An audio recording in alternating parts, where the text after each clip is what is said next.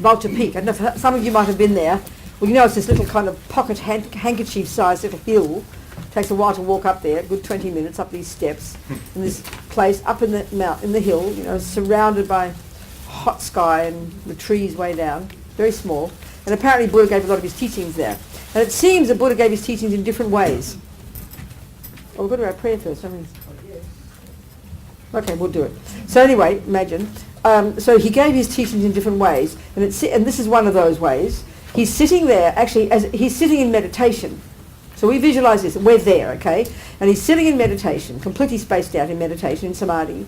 And Shariputra is having a conversation with, they say it's Avalokitesvara, but he's here as a human being, like a 10th level bodhisattva. They're having a conversation, they're having a chat. But essentially what they're doing is they're channeling Buddha's thoughts. So it's considered Buddha's teaching, but they're speaking it. And he's channeling his thoughts into their speech, it seems. That seems to be what's going on, you know, big cosmic. So the point is, it says here, as you know, together with a great host of monks and a great host of bodhisattvas, or community. Well, if you've been there, you know how small it is. So I wondered how they all fit, you know. So I asked Geshe Tekchok, our wonderful teacher in San Francisco, Geshe Dagpa. I said, where do they all fit? Where do they all sit? He said, oh, in the sky. So we can imagine ourselves in the sky, the Lord Buddha spacing out in meditation, and these two having a chat, okay? And this is their conversation. And of course, it's about emptiness. So we imagine that, okay? But before we do that, let's just sing our little... We imagine that with Buddha, we're going to take refuge. We're going to, which means reiterate our reliance on Buddha and his amazing teachings, in particular these teachings on wisdom. With the wish, with the motivation of bodhicitta. Now here, the point is here, it says the perfection of wisdom. Well, that indicates it's the teachings on emptiness taught in the context of the 6 perfections of the bodhisattva, which is meaning it's part of the practice of the bodhisattva, which is therefore bodhicitta, the goal to Buddhahood. So with that in mind, the wish to become a Buddha, just like the Buddha, no matter how long it takes, we're going to listen to these teachings, think about meaning, recite the Heart Sutra, for this reason, for our sake and the sake of others, all the way to Buddhahood. Sangye charang choke chognam la jangchu badu dagni kyabsu chi dagi chernyen gipe sonam ki drola penchir sangye dropa shok Sangye charang choke chognam la jangchu badu dagni kyabsu chi dagi chernyen gipe sonam ki drola penchir sangye dropa shok Sangye charang soke chognam la jangchu badu dagni kyabsu chi dagi chernyen gipe sonam ki drola penche sangye dropa sho. And now we recite this together, as if we were right there, as if Buddha were right here. Thus did I hear. This might be a different version, but what to do? There's so many versions around, so we'll do this one. Thus did I hear at one time. The Bhagavan was dwelling on mass of Vulture's mountain in Rajagriha, together with a great community of monks and a great community of bodhisattvas. At that time, the Bhagavan was absorbed in the concentration on the categories of phenomena called profound perception. Also at that time, the Bodhisattva, Mahasattva, Arya, Avalokitesvara looked upon the very practice of the profound perfection of wisdom and beheld those 5 aggregates also as empty of inherent nature. Then through the power of Buddha, the Venerable Shariputra said this to the Bodhisattva, Mahasattva, Arya, Avalokitesvara: how should any son of the lineage train who wishes to practice the activity of the profound perfection of wisdom? He said that, and the Bodhisattva, Mahasattva, Arya, Avalokitesvara said this to the Venerable Shariputra: Shariputra, any son of the lineage or daughter of the lineage who wishes to practice the activity of the profound perfection of wisdom should look upon it like this, correctly and repeatedly beholding those 5 aggregates also as empty of inherent nature. Form is empty, emptiness is form. Emptiness is not other than form. Form is also not other than emptiness. In the same way, feeling, discrimination, compositional factors, and consciousness are empty. Shariputra likewise, all phenomena are emptiness, without characteristic, unproduced, unceased, stainless, not without stain, not deficient, not fulfilled.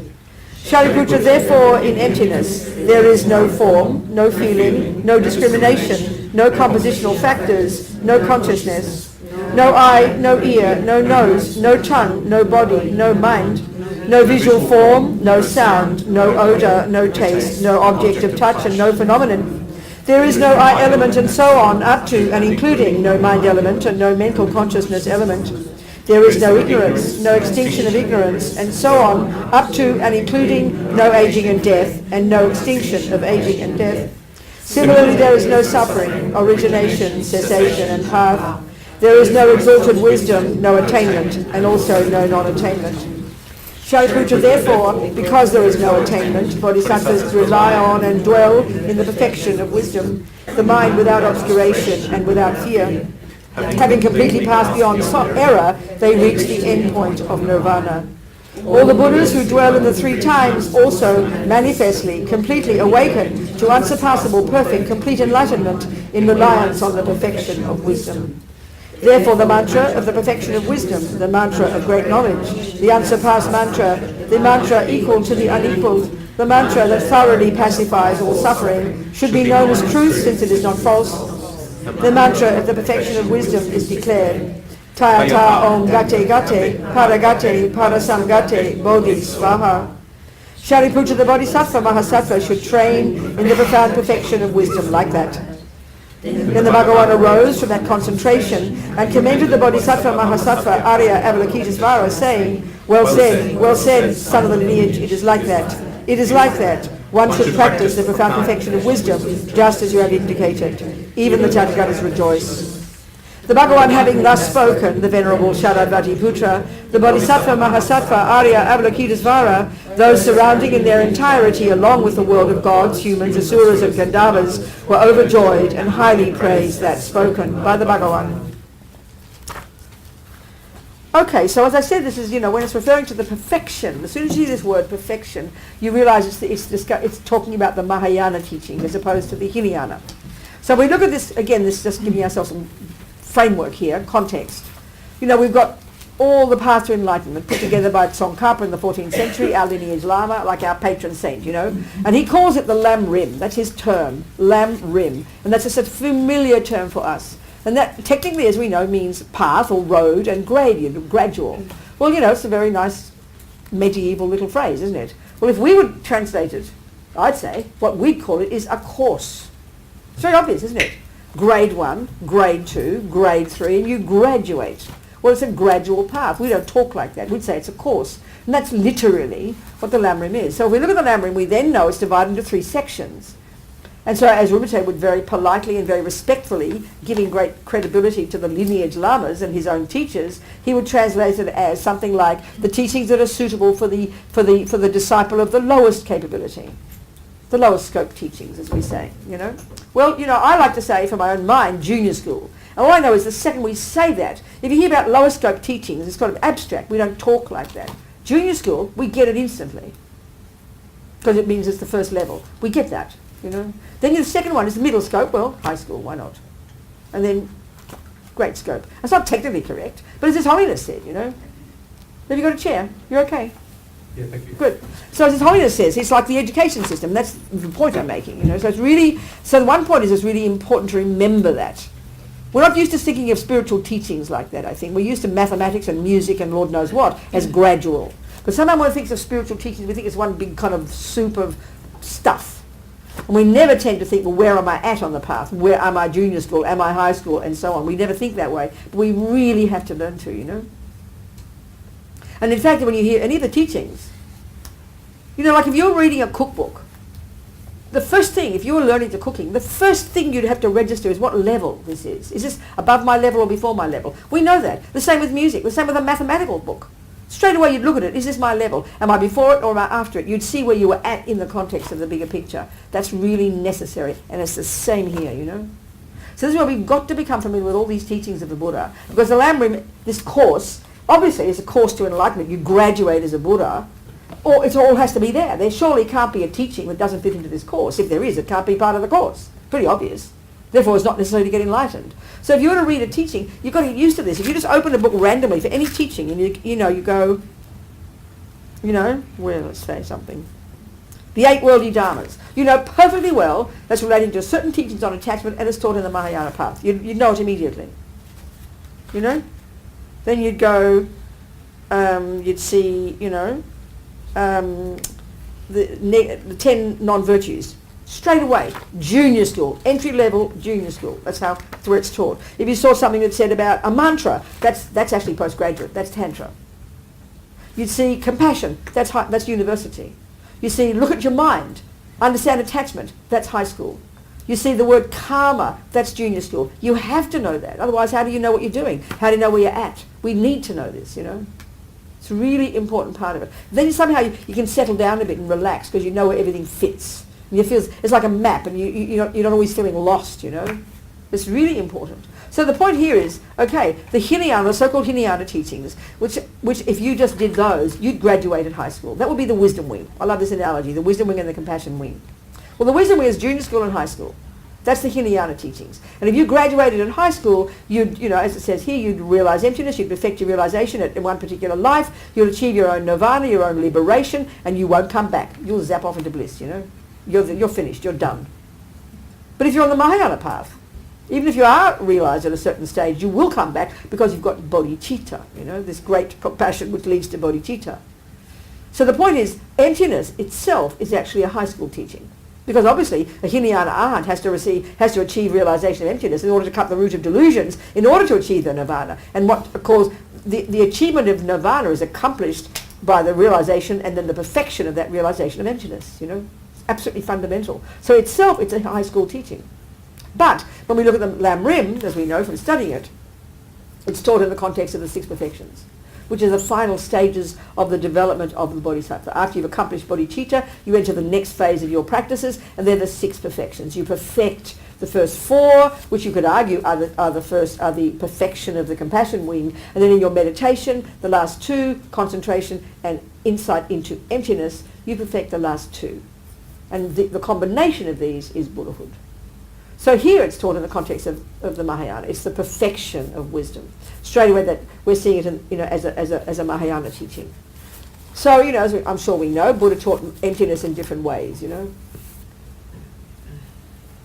And here, clearly, the teaching is in the context of the way we're taught it by our lamas in the tradition of the Gelugpa teachings, which is taking the teachings of the Mahayana, which in particular, therefore, is the Madhyamika view, the middle way view, and in particular of those two, what they call the Prasangika view, the consequentialist view. There's many levels in the Buddhist tenets, which maybe you've studied here and surely you will again. There's different ways of presenting, different levels of understanding selflessness or emptiness, So we're going to discuss it here. I mean, I don't have that much depth about all of the traditions. I can't talk about all those, but I'll talk in relation to the Prasangika Madhyamika view, which is the view our lamas teach. Okay.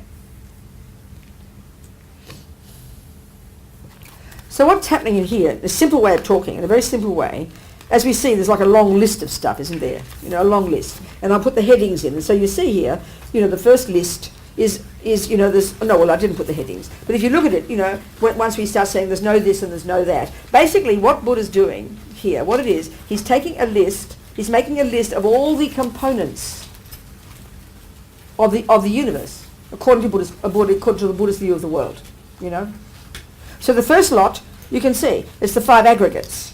So the 5 aggregates, is in form, feeling, discrimination, compositional facts, consciousness. The next lot are the 5 senses and the 6th one, which is called the mental consciousness. And then the next lot are the 5 objects of the senses and the objects of the mental consciousness. And then what they call the 5 sense bases. And then the 6th one, the mental. So there's the 18 constituents, that first rule, that 5 aggregates and then the 18 constituents. And then there's the no ignorance, instinctive ignorance, and up to aging and death, which is the 12 links. And then there's the 4 noble truths.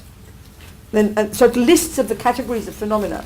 And right up here early, Buddha says, we should correctly and repeatedly behold, see these 5 aggregates also, meaning that implies, His Holiness says, that just that, the 5 aggregates and everything else that's been listed, we have to repeatedly and correctly behold them as empty of inherent nature. So of course the point here then is, what is the meaning of the word empty, and why is it so important to understand emptiness. And this makes us crazy, this word. There are so many views in the world, and each of us in this room, if we haven't studied very much, we get completely confused. It seems so abstract, and we make so many wacky, weird ideas about what we think it means, So part of the problem is just the use of the word. I mean, we did this a couple of days ago, but I think if this is obviously the context here, we've really got to get our head around the way this, just simply speaking, the way the word is used, the concept, this seemingly abstract idea of there being the absence of something or there being the emptiness of something. We just can't get our head around just that simple usage. Once we can just understand the way it's used, it's a lot easier for us to understand the teachings. Otherwise it will always be confused. And this is, I think, in my opinion, one of the problems, So to understand what I'm saying, what I mean is just this word emptiness, how is it used? What are they getting at, Because it seems abstract. It seems like there is emptiness. It seems abstract. What are they on about? Well, the simple way to say it is, if we've studied the Buddhist view of the mind, we certainly talked about it last week and we will again this weekend and whatever, is that if we look at the Buddhist model of the mind, there's a list of the categories of our mental consciousness. There's 3 categories: negative, positive, and neutral states of mind. The neutral states of mind are like the mechanics of our mind. Concentration, alertness, good memory, lots of these technical parts that anybody, whether you're a sniper or a meditator, you need these. That's why they're called neutral. They're neither good nor bad, but they're necessary. The other 2 are the negative and the positive, the virtuous and the non-virtuous. And this is a very seemingly simplistic breakdown of the contents of our mind, which is not the way we think in the West, but it's the way Buddha talks, and it's crucial to understand. In particular, it's crucial to understand that all the negative ones, all the neuroses, all the disturbing emotions, these are all synonyms. I think Buddha would have liked the term neuroses. They don't use that, obviously. Mr. Freud coined that, I think. I'm not sure. The neuroses, the disturbing emotions, the unhappiness, the fears, the jealousy, depression. We know these so well. They're gripping us daily in one degree or another, So the key thing about all of these states of mind, they have a very specific function of being distorted perceptions of things. They're disturbing. That's one of their characteristics. It's very clear. Well, that we know. Check the last time you're angry. Check the last time you're depressed. Check the last time you're jealous. We know it was disturbing. That's clear to identify. But this other aspect is kind of weird to us. How anger can not only be disturbing, but actually it's a misconception, which means it's based on a delusion, based on based on a story, a conceptual story. It's like an opinion. We've talked about this, and this initially is quite surprising to us. All the emotions we have are based upon, the negative ones, are based upon a misconception, a wrong conceptual assessment of something. In other words, all the delusions are over-exaggerations. They all over-exaggerate certain aspects of the object. So attachment over-exaggerates the deliciousness. Anger over-exaggerates the ugliness, They all get their own job. Now the root delusion, the one that's the source of all the others, in this kind of hierarchy of these delusions, I like to call it that, the root one, which is known as ego grasping, colloquially, very tasty. It's literally called ignorance, maripa, and it's known colloquially as ego grasping. Now this is the one that's being dealt with in the teachings about emptiness, because it's the so-called realization of emptiness that cuts that one. And that's the one that has to be cut to get the hell out of samsara, to quit suffering, to become a Buddha eventually. This is the one. So in high school, we learn about the mind and all the other delusions, the branch delusions, the anger, the fears, the jealousy, the depressions. We learn about those. We become our own therapists. We see how they're distortions, they're exaggerations. We stop believing their stories. This is amazing work we do in high school level. This is how we get some kind of sense of renunciation, some kind of stability, really seeing the way our mind is so ridiculous, lying to us repeatedly, causing so much suffering. So here we now deal with the root delusion. The root delusion. So they're all the same insofar as they distort. They're all the same insofar as they embellish something. They exaggerate. That's their key function. And this is a very specific way that Buddhism talks. Buddhist psychology talks. Quite unique, I would suggest. And once we get our head around this component, this way delusions work, we really be on track with understanding Buddhist psychology. And I'm serious. That means understanding Buddhism, because the mind is his expertise. So the emptiness teachings are taught in there's a whole genre, we know, of literature and practice, all about the wisdom wing, all about emptiness, all about the view. But actually, the more we understand the mind in high school, but being our own therapists, the more we can easily understand, get our head around the way that they're talking about emptiness. In other words, understanding how this ignorance works. So then the word ignorance is already interesting, okay? The one that's colloquially is known as ego grasping. Attachment is the main voice of that ego grasping. Anger is a response when attachment doesn't get what it wants. They're all linked to each other. And the root of them all, the root of attachment, the root of anger, the root of all the others is this misconception of an I in the first place. And this is the key thing to understand. So, ego grasping is very tasty. So the technical word is maripa, unawareness, ignorance. But it's a really interesting type of ignorance. If we just say ignorance, if you say to me, what's that? And I'll go, oh, I don't know. Well, that's ordinary ignorance, isn't it? And that's easy to fix. You'll tell me it's a cup. I'll go, oh, great, thanks. Now, the point about this ignorance is this. If our ignorance that Buddha's referring to is like that, we'd get enlightened in a couple of years, I wouldn't be surprised. This is my assessment. Because that's easy to fix, because we're very clever, we're very intelligent. There's no resistance to it, is there? Because I merely don't know what it is. But the point is this ignorance, it's like double trouble ignorance. Not only do I not know it's not a cup, but I've made up another story that I'm convinced is true. So not only do I not know the truth, but I made up a lie. And so the part of the problem here is this ignorance, this marigpa, for eons has been running the show, causing all our suffering and all the rest. And we're utterly and profoundly and primordially and totally addicted to it. And all the delusions are the same, in the sense that we are convinced, are we not? When I'm saying Fred is mean, if my husband's just left me for a younger version, and I'm angry and jealous and grief-stricken and really hurt, there's no way I'm going to say, well, my husband did leave me and I'm sure he's a really nice man and I know that I'm just projecting and seeing all these things. No, I won't. I will say he is evil, period. I won't ever have any doubt with it. I will not have a question about anybody. I will believe what I feel, that he is wrong. I won't just think, well, that's interesting, isn't it? So that's the thing about all the delusions. We hold on to our views like vampires. This is the energy is of grasping, Intense, we hold on to them. And it's therefore impossible to see even how what we're seeing isn't true. It's really hard. So the ego grasping is the most vampirish of all. Utterly primordial. So it's not only does this ego grasping cause us to not know, and this is the words here, to not know the way things actually exist. The way things exist. This is Buddha's trip. Not only does his ignorance cause us not to know how things actually exist, but it's made of its own utter nonsense, which is exactly diametrically opposed to the truth. So part of the job of realizing emptiness, which is learning to see the truth, we're going to talk about it obviously, is to let go of the grasping of the lies, to even see the lies. And that's what's so hard. That's what's so hard. It's like you've been colorblind all your life. And whenever blue appears to you, you see red. You don't know you're even making a mistake. You've only ever seen it wrongly. You've never known you're telling a lie. It's impossible. When it even appears to you in the wrong way. You don't even know you're making a mistake. And we, in our mind, because this ego grasping is so primordial, we don't even know what it means. We don't even recognize it. It's so primordial. Because everything is informed by this one. Everything. It's really hard to see. The other delusions we can begin to understand.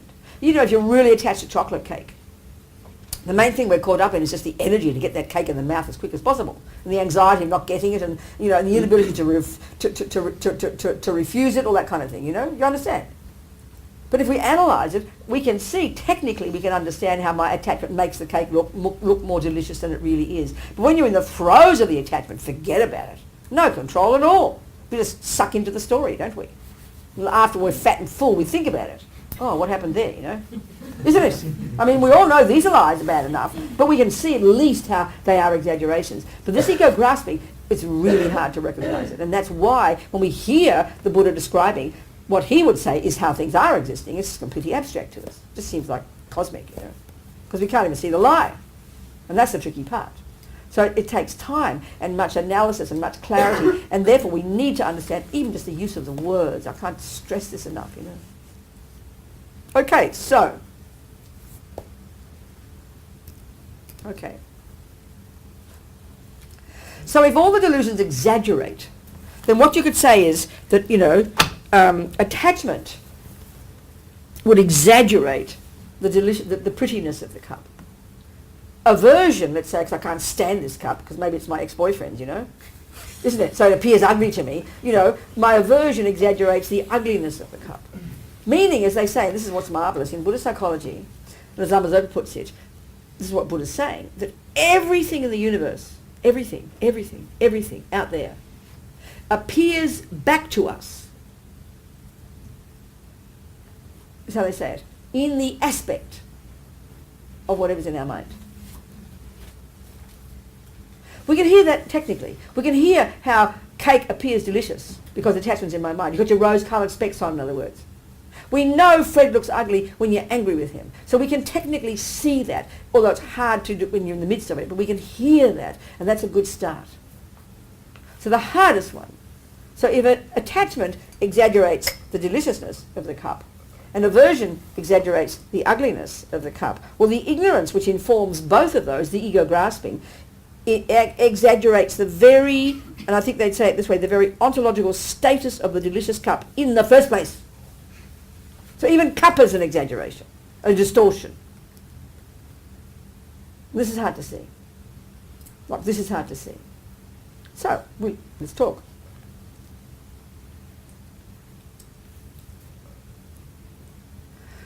Okay, so one marvellous framework in which to understand this stuff nicely is this teaching of the Buddha is called the two truths. The two truths.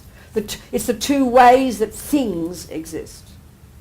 So all phenomena have, so, Buddha's sort of saying, this is helpful to understand in the Heart Sutra, we'll get into it, is that, there are, in the universe are trillions of phenomena. So, and that's all very important, even that word. The Buddha's deal is, the very first, when you learn Buddhist philosophy, you learn these different synonyms for that which exists. The word existent is one of them. The word phenomenon, the word object of knowledge, the term an established base.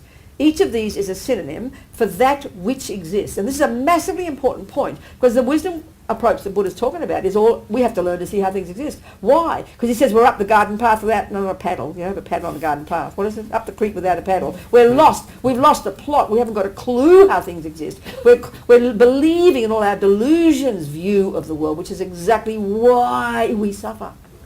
We're living in la-la land, he says, because we're believing in our lies and we just don't realize it. So learning to see what exists and how things exist is exactly the job we have to do. It seems very abstract to think about this. We all mostly think spiritual is all about compassion and love and blah, Yeah, it surely is. But Buddha wants us to get to see how things exist, because the fact that we don't see how things exist, the fact that we're believing in our own lies is literally the reason we're suffering. It's not just you don't just learn this stuff so you can have full marks in your philosophy exam. The reason to do this stuff is to stop suffering. This is the way. You can have compassion till the cows come home. You can even get bodhicitta and lose it until you realize emptiness. So this is the way to get wisdom. Wisdom's a simple word. Wisdom means how things are. Well, 1 + 1 is 2. That's wisdom. 1 + 1 is 3. Ain't wisdom, baby. It's ignorance. So we've got to see the way things are, and of course different levels of how things are. But this is it's central for the Buddha. It's utterly necessary. And it's not a question of all the philosophers over there learning all about how things are. The Buddha says we've all got to do it because we're all suffering. So it's our job at some point or other. We have to do this part. We can't escape it. So in other words, as His Holiness says, compassion is not enough. The compassion wins the point. Bodhicitta is the point. But you can't have it until you've got wisdom. You can't fully develop until you've got wisdom. Compassion is not enough, His Holiness says. You've got to have wisdom. And then they help each other, So we've got to know about what exists. So the terms for that which exists, those synonyms. And this is an important point now. Okay, so the universe consists of trillions of phenomena. Conventional phenomena. This is a term. Conventional. It's conventional truth. Conventional truth. There are things that exist. So then you've got to establish those things. You need to have an established base. You have to establish what exists. And then once you've established it conventionally, and we're all in agreement, now we can discuss how it exists. But you've got to establish something first. Because how things exist isn't some abstract idea in the sky. You've got to talk about a thing that you've posited, but then we can describe how it exists. So we take a simple cup, a cup. So you've got to get the definition. What's a cup, Mum? This is a massive part of the process. So she'll say, darling, she'll give you the first part of the definition. Well, sweetheart, it's this flat-bottom container. And then she'll explain those words to me, and I'll get it. I'll see it with my eyes. But I'm not happy yet because I don't know what it does, and that's the second part of the definition, and this is a really crucial part. Especially when we get to understand emptiness, and I'll be explaining. You've got to know what its job is. What does it do? What's its function? This is a massively important point. So, well, Sweetie, it holds my tea. Well, we'll believe anything anyone tells us, and this is our trouble. But we shouldn't believe her. She should prove it. We believe anything. We'll believe anything anyone says, and we do, whereas we're in such trouble in daily life. We never question, we never analyse, we never check our sources, we never really check if the person's speaking the truth or not. We have no idea. We'll believe anything. So you don't believe your mother. She needs now to prove to you it is doing that. She just told you it's a flat bottom container that holds your tea. Well, prove it, please. You can't just make up what you like. Well, she'd get her tea, pretty simple, and she would pour, wouldn't she? And then I will see, indeed, it does in fact hold my tea. Perfect, you just proved it. But a bit more yet, His Holiness says. You've got to check now, in ordinary society, in ordinary world, there are no other valid cognitions that contradict that.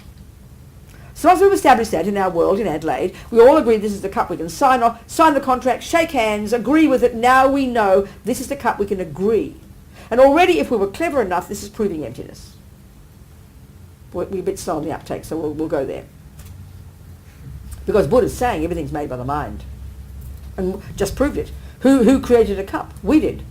We made it with our hands, and we labelled it, and we believe in that definition, and it fulfills it. We all buy into it being a cup, you know.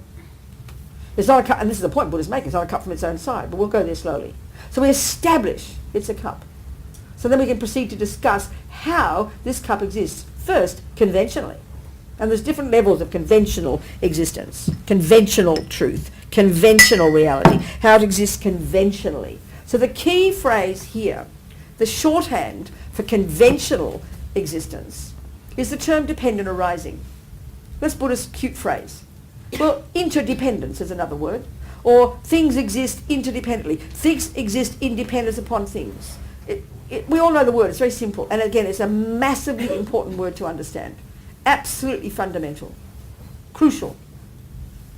So what Buddha's basically saying, everything that exists in the universe, all the trillions of phenomena, whatever you posit, an atom, a moment of anger, a flower, a person, a tissue, a hell realm, an enlightened being, you have to posit it, you label it, you define it.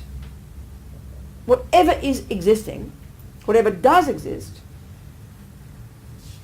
conventionally exists in dependence upon various factors. This is dependent arising. So the reason, you see, we hear this, we go, yeah, well, that makes sense, right? But who cares? What's he pointing out? The whole point of why he talks about dependent arising, and this is his point, is because we don't realize it, but this ignorance is causing us to believe that things exist independently. Now, who would have thought that? Whoever thought that they thought things didn't exist in dependence upon causes, conditions, and everything else? We don't think about it. We take it all for granted. But what he's saying is, this ignorance in our bones, this deep primordial delusion, which we don't even recognize, this ego grasping, totally 1,000,000,000% believes everything exists independently. Now, who would have thought that they thought this? None of us. That's why we don't move when we hear it. Like, who cares, you know? And that's what we've got to learn to recognize. That's one of the ways this lie lies to us. But we've got to recognize it. He's saying this is what's happening. That's what we've got to unpack. So the first level in which things in the universe, the impermanent phenomena exist, is they exist in dependence upon billions of causes. Yeah, okay, right, I know that. Good, yeah, great.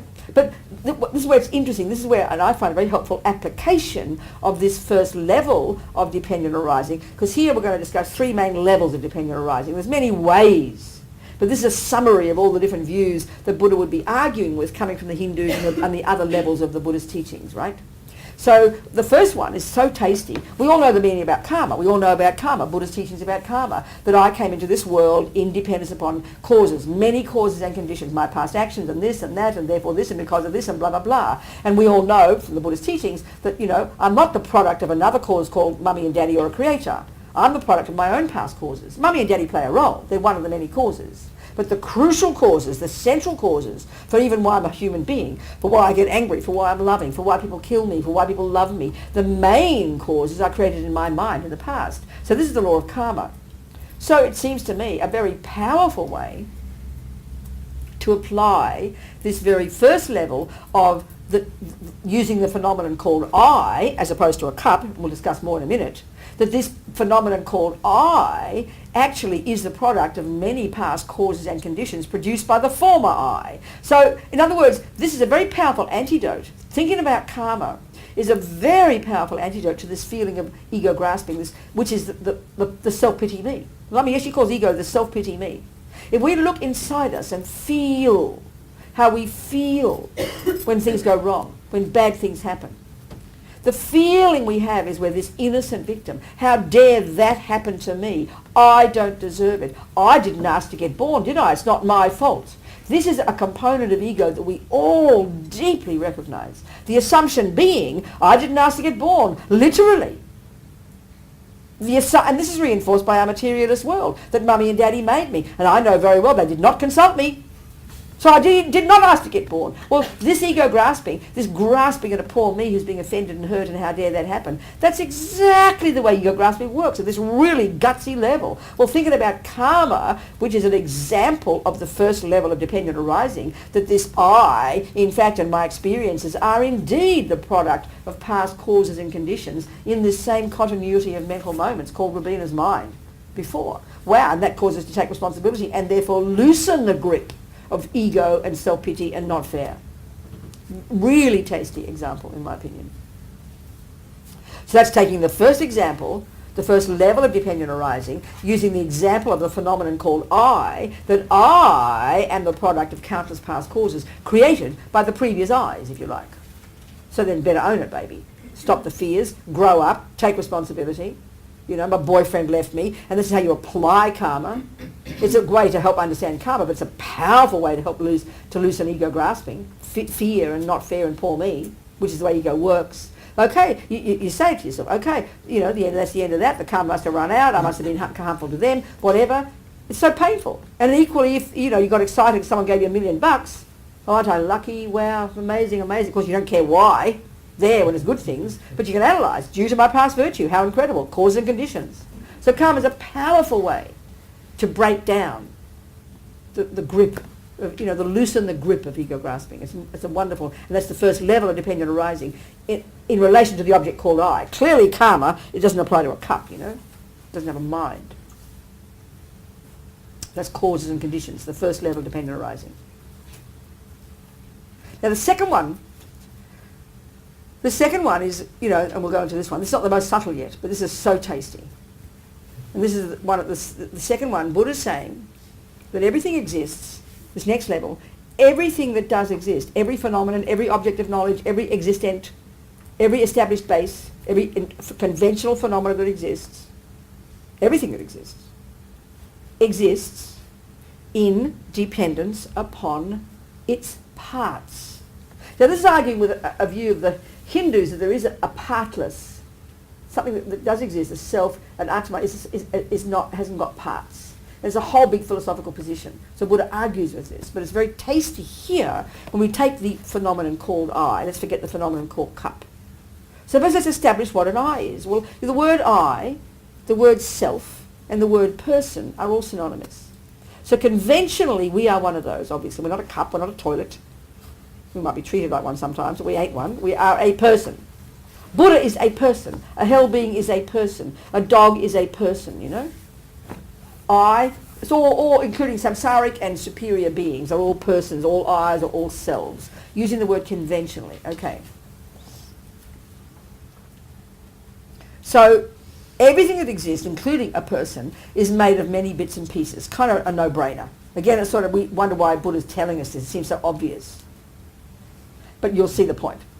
So we can see chairs, clocks, thermoses, even a moment of anger, even an atom can still be broken down to its component parts. Time, a second, a millisecond. With the clocks these days, like 100 parts to a second when you do the races and things, isn't it? Still you can keep breaking down. You never get down to the partless particle. Actually, this is a big deal in the science. I think they're exploding all those things in those big tunnels to try and break things down to their fundamental component bits, you know? Isn't it? What's those things called? Those tunnels. Huh? Linear accelerator? That's the one, thank you.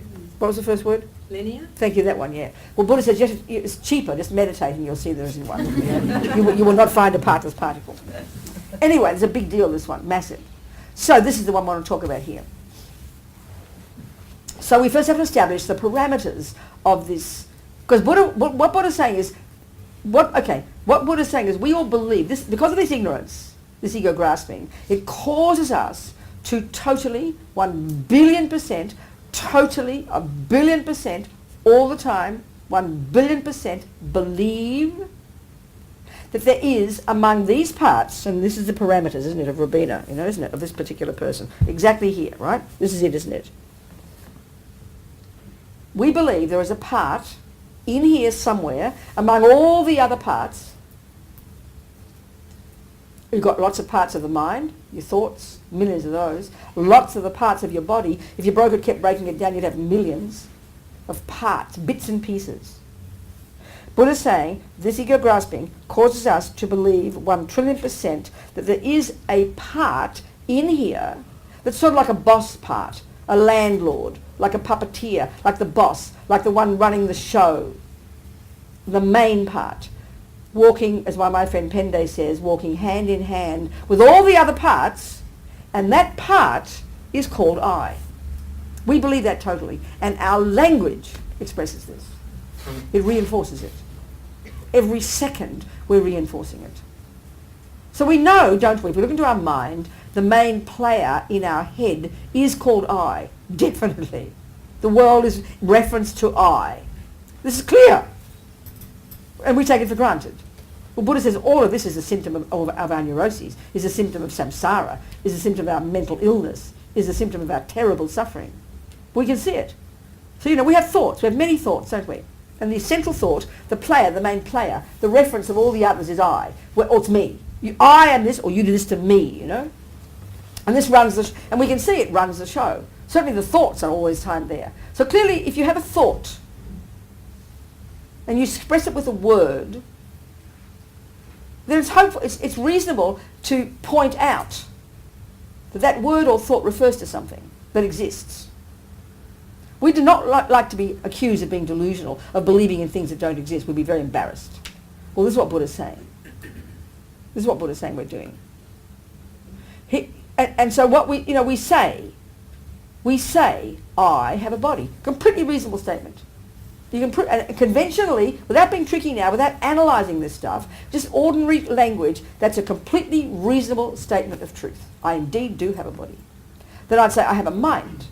And as long as I'm talking, you can deduce I'm not a dead body, so you can deduce there's a mind there. So reasonably, without analysis, and that's perfectly fine, in an ordinary world, that's acceptable. Conventionally, there is a Robina sitting on this chair, the name of this person is called Robina, and Robina does have a body and does have a mind. That's a statement of truth conventionally. So there's a conventional way of saying that's completely reasonable. But what Buddha wants us to do is unpack this. And what he's saying, which we don't realise we're doing, is that the ignorance causes us to give an over-exaggerated status, a status that is not existing, to that I. We over-exaggerate it, we embellish it, we exaggerate it. And that's the part that's unbelievably hard to see. So basically what Buddha's saying is, there is an I that does exist in dependence upon all the many parts. But you can't point it out, you can't separate it from the parts. You can't separate it from the parts. You can't. And what we have to do, he says, because we believe you can, we believe it exists, so he says we have to prove it logically. This sounds like hilarious to us, you know. So we've got to do exercises. We've got to hear the words first, get clear the words. The meaning of the words, why the word dependent is so massively important. Because another way, the way the Buddha would say is, yes, Robina does exist interdependently. She exists independent upon parts. There is an interdependent Robina. There's a dependent arising Robina. There's no independent Robina. Those words seem abstract to us, but these are massively important. Because he says this ego grasping believes there is a Robina that's independent of the other bits. And we're, even in our culture, our world, the Hindus would call it a Atma. The Christians and Muslims, and with respect, that's exactly what they say. And that same argument is what Buddha would have with them. They say body, mind, and spirit. That's the self. That's the Atma that the Hindus call. Materialists call it self in the West, you know. And the Christians would call it a soul. So exactly right. That's what they say. There's body and mind and the third component. Buddha says, no, there ain't. You don't need one. It's an unnecessary exaggeration. It's a distortion. You don't need an extra piece called an I. It's a simple way to put it. But we believe it's there. And this is what's so hilarious. He says our belief that it's there is why we suffer. This is what's hard to see. Very hard to see. That's why we suffer. It's so bizarre, you know. So hard to see. That's what we have to see. So let's see how they can't be. Let's see how they... Use a few exercises to see. So far in this discussion, you can see I haven't used the word emptiness yet. We'll get to that in a minute. Because it's all part of this. We're coming to that conclusion.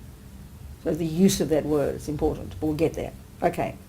So what Buddha's saying is there is a Robina, there is a cup, there is a toilet, there is a kaka, there is this, there is that does exist interdependently. But you can't separate it from the causes. You can't separate it from the parts. You can't find something that is separate from the causes. You can't find something that's independent of the parts. That's the word independent. It means separate.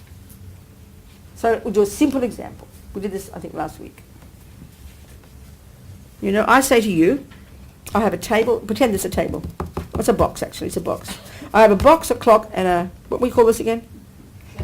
Transmitter. I have a box, I, one phenomenon, yeah? Why? One phenomenon, I, you agree? I, conventionally, possess, so when you hear that sound coming from here, then you'll look to see what I possess, because we know the meaning of the words. A box, a clock, and a transmitter. Now, conventionally speaking, like I said before, if we have thoughts and we speak them, we would hope the words relate to what does exist. It's called telling the truth, isn't it? So to prove that I'm speaking the truth, you've got to look over here with your eyes, and we check. You've got to point out a phenomenon called an I, and this is the point, that is not the box, that's separate from the box, that doesn't depend upon the box, that's the meaning, that's not dependent upon the box. You've got to point out a box that's not dependent upon the I, meaning they're two separate phenomena. Pretty straightforward. And then the same with the clock and the transmitter. So we've got to point out four separate or independent. Independent in this sense. Independent of each other. Meaning they can function nicely. So if the clock breaks, I can still walk out the door and I'll be fine. My existence does not depend upon, literally does not depend upon the existence of the clock. The clock doesn't depend for its existence upon the box. The transmitter the same. They're four separate, independent phenomena. Really straightforward, really simple. And we proved it. So you can check with your eyes. A person, a box, a clock, and a transmitter. Robina spoke the truth. Tick the box. Well, she'll also tell you that I have a nose, a hand, and a foot. So conventionally, no problem. Without analysis, that's a statement of truth. It's how we talk in the world. There is no problem with that.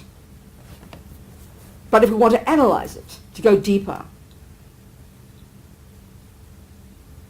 because Buddha says this, when we say that, we're not happy with just the working function of, this. When we say that, we give it more meaning than there is. We give this status to the I, far more status than it has. So we actually believe there is an independent I that owns an independent foot, an independent nose, and an independent hand. So we'll prove it. That we don't, that there isn't such a thing. It's a silly idea, but it's shocking to hear it. So if it were true, like I said before, it would have to be the same. You have to point out four separate, and we feel that, four separate phenomena, each functioning independently of the other, meaning separately. So the foot, easy, there's my foot. If it doesn't work, if it breaks, my hand still works nicely. They're independent of each other. In the simplest meaning, you can point out two phenomena. That means they're independent, right there. You point them out, two things, look, hand, foot. Easy. Nose, easy. Look, nose. Now we have to point out the eye. It isn't the hand, and isn't the nose, and isn't the foot. And indeed is not all the other parts. Because we believe it's there, you see. We believe it's there. And even as we're hearing this, we get annoyed. So please give me some ideas of where this eye might be that isn't the hand, the nose and the foot. Because Buddha says that we're going to do. And they learn this for 40 years in the monasteries and then go meditate for another 40 for the penny to drop, you know. So even as we say these words, it's infuriating. And this is the discussion that these amazing Hindus did 500 years before the Buddha. Do not underestimate what they did. They were unbelievable, phenomenal, genius thinkers who created this meditation technique that got them to samadhi, that got them to unpack and unravel the mind, that got them to map the mind, that got them to come to this extraordinary conclusion about the nature of this subtle self. And then Buddha came along and diverged in his own direction. And even all the Buddha's teachings, the Buddha's tenets have different views about this one. It's not to be, you know, looked, it's not to be easily dismissed. It's unbelievable. Most of the earlier Buddhist schools would say, even the Buddhist schools, that there is something in the mind. There is something that you can call, that you can give the ontological status to, that you can have as a referent of the word I. And the Prasangika Madhyamika view says you can't have such a thing. And this is like scary. It's like jumping off the cliff, they say. Scary as hell. Because it sounds, because of our misconceptions, like there's no I. And it's not what's being said. As Lama says, when we've realised there is no independent I, and this is the term for emptiness, we'll get there. Another way of saying it. When we've realised there is no independent I, independent of the parts, is really simple. It's not the subtlest level yet. When we realise there is no independent I, it's as if, he says, it's as if there's no I. But there is. But what does exist is so subtle. It's as if it's an illusion. It's as if it doesn't exist. So it's a phenomenal kind of concept, even intellectually to get, you know. And the reason why we have to do this stuff, squeeze our brains, as Lama Yeshe puts it, is because the belief in the independent I is why we suffer. It's the cause of all suffering, all hell realms, all everything, all eons of samsara, all ups, all downs, all bodies, all lives, everything. It's the cause of the universe.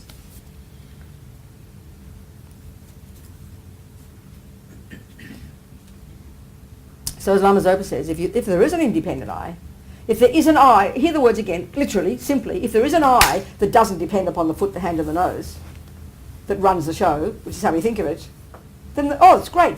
The body and mind can go to work and the I can stay home and relax. It's literally true. But it's so hilarious to hear. It's so stupid, annoying, infuriating for us.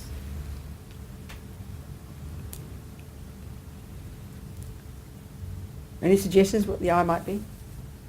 The one that runs the show? The one we believe in? The one that will cry when we cry? It's happening every millisecond. As soon as you say a bad word, I am so injured. The feeling of I being hurt is so unbearable, isn't it? When your husband leaves you for the younger version, for example. Beyond pain. You can't believe the pain of this I. I have been injured, tortured. The suffering we have when we're offended and hurt. It's like this I is as big as the universe. You know, when you hurt your foot, you know your foot's got pain, but you don't. It's I am in pain. When you nearly fall over, I nearly fell over. When you get insulted, you know, your nose gets insulted. I got insulted. I mean, we don't, you know, the body and mind, we don't always think they play a role. It's the I. And all Buddha says is the thing that we think is there isn't. It's as simple as that. The thing we think that's there isn't. The thing we think is there isn't. The I that we think is there isn't. It doesn't exist. So this is the word emptiness. So, in the same way, like if you were colourblind and you see blue, like I said before, the other way around it was, if you see blue and every time red appears to you, this is a very simple example, the use of the word emptiness. Now we'll get our head around it. And every time red appears in front of your eyes, because you're colourblind, you're going to see blue. Just think. I mean, I don't know how these things work, but pretend. Well, it's obviously making a mistake, because conventional colour, in the world, this is known conventionally as red. You could argue that anyone could call it what they like, but we'd all be nowhere if we did that. We've got to have some kind of rigour in our language, don't we? We've got to agree upon the meaning. So this is called red. Based on the light, the way eyes work, this is called red. So if you see blue, you're in trouble. Now, we could sort of bully you into believing it's red, but you're in trouble because you never really see it as red, so you get confused, you know. So this is the point, very simple point. Let's say we fix your eyes. We fix your eyes. Your eyes are now okay. We present red again in front of you. So it would be reasonable to assume that you would now see it as red. It would be reasonable to assume you'd now see the truth. But this is the point now. you'll get the shock of your life. You'll go, oh my God, it's not blue, or something. And that's because you've expected blue, you've always seen blue, you've believed in blue, it's all built up conceptually in your mind. And when the truth appears to you, you get the shock of your life. So what you just saw was the absence of blue. And that's emptiness. Emptiness just means absence. That's all. The literal use of the word means something's not there. But the reason they give it as a noun, rather, we just say, oh, it's not blue, then you'd calm down and you'd see the truth eventually. But what you cognize, so right back to those different phenomena, the terms for phenomena, for whatever exists, a phenomenon, an existent, is sort of like a noun. You've got to turn what you're seeing into a noun. What you're seeing is it's not blue. What you turn it into a noun, and what you see is the absence of blue. Because mind is the subject, and it always has an object that it cognizes. And an object of something is always a noun. That's just my way of putting it. Buddhists talk about a noun. Here my point, a noun's a thing, isn't it? Well, it's not blue is not a thing, is it? It's a concept. Would you agree? But absence of blue is a thing. Would you agree? It's an abstract thing, but it is a thing. Don't you agree? You could see it. A dog couldn't see it. A dog hasn't got the mind to put it together. Because by seeing that it's red, you can deduce it's not blue. But the point is here, you see in the beginning, get the shock, because you see the absence of blue, or the emptiness. Just the word here means absence of. They happen to use the word emptiness, that's all. Absence of. And we talk like this. I will go, oh, my cup's empty. Won't we? We say that, and we know what it means. Empty of tea. Oh, the room's empty of people. Oh, my bank account's empty of money. We know that term. So we have that term. Something that does exist lacks something else, isn't it?